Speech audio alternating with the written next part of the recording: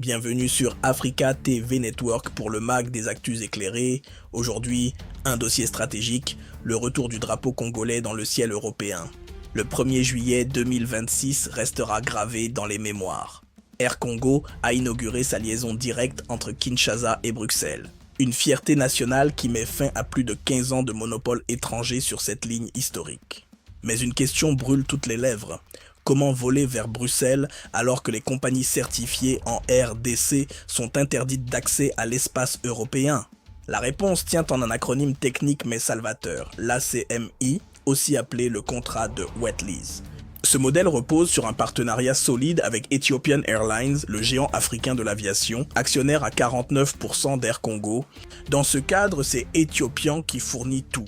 L'avion, l'équipage technique, la maintenance rigoureuse et les assurances internationales.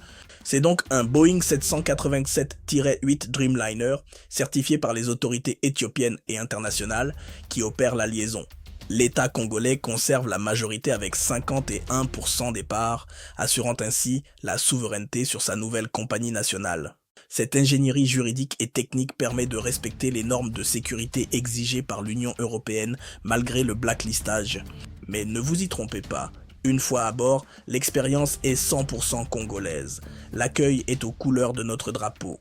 Le personnel de cabine congolais assure le service et les annonces retentissent fièrement en lingala sur certains segments du vol. Au-delà de Bruxelles, Air Congo déploie ses ailes vers Johannesburg, Entebbe et vise déjà Paris et Dubaï pour 2027. L'enjeu est de taille, réduire les coûts de transport pour les Congolais et dynamiser les échanges économiques régionaux. Le défi majeur reste la mise en conformité totale de notre aviation civile pour sortir définitivement de la liste noire de l'OACI. Le ministre Jean-Pierre Bemba l'a rappelé, l'ambition est de faire de Kinshasa Njili un véritable hub au centre de l'Afrique. Air Congo n'est pas qu'une compagnie, c'est le symbole d'un pays qui reprend le contrôle de son espace et de son destin.